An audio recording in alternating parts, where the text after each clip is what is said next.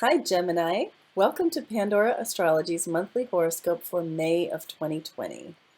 This month we've got new and full moons and the activity of Mercury, Venus, and Mars, starting with on May 7th, a full moon right here in Scorpio in your sixth house, which is the house of work and work habits.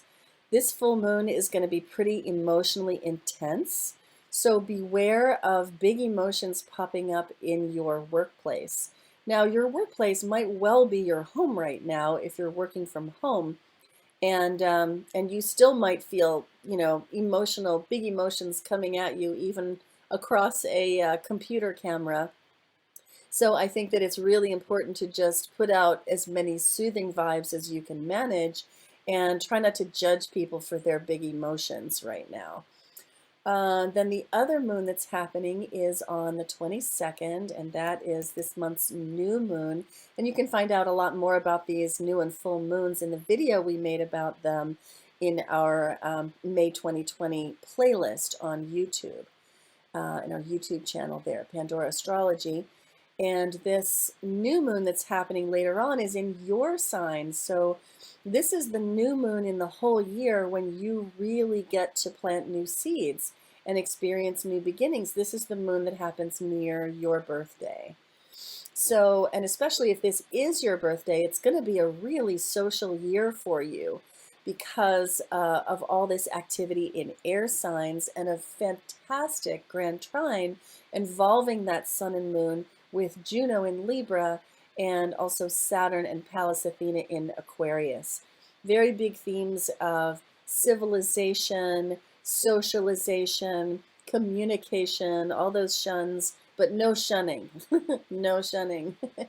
And so I think this moon is going to be really enjoyable, and you could be at the center of it all, planting ideas, planting words, building community, and helping to foster connections between people. A beautiful thing. Hey, Julia, what's up with Mercury, Venus, and Mars?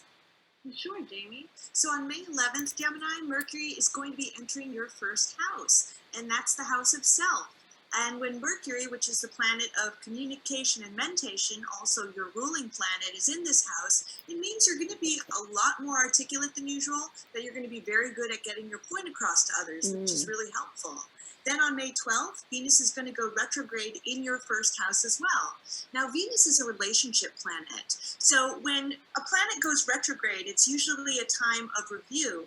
And in your first house of identity, you might be wondering, if you're in a relationship, how where is my identity and my sense of Mm, individualism within this relationship? mm, And is who I am fully being expressed authentically as well? mm. Then on May 12th, same day, Mars is going to enter Pisces, which correlates with your 10th house of career. And when Mars goes into the 10th house, it can be a pretty good transit because it's exalted there, since it naturally correlates with the sign Capricorn. So that means you're going to be very, very driven in your career because Mars is our activity. So you can put a lot of hard work into either working on the job, planning for the next job. Now, the 10th house is also associated with authority figures. That can be parents, bosses, government officials too. And Mars has a tendency to get into fights. So just be wary of, fighting with anybody who has their thumb over you.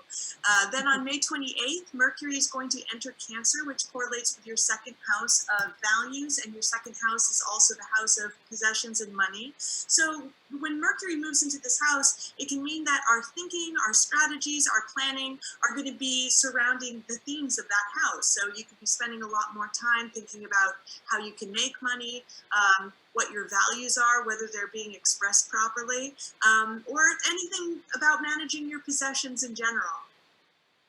Yeah, I was thinking, Julia, when you were talking about that Mars in the 10th house, that Mars there is really a great antidote to having a Pisces 10th house, which is typically the case for Gemini. And it's part of the Gemini nature that career tends to be this sort of vague, amorphous area where you could really do anything, and it's kind of magical how you could do anything, but then you end up trying to do everything, and then what you actually get done is nothing.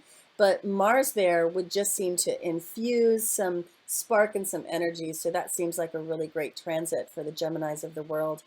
And the themes of this month would seem to um, have some social aspects and then also some financial and career aspects to them, which covers a lot of ground.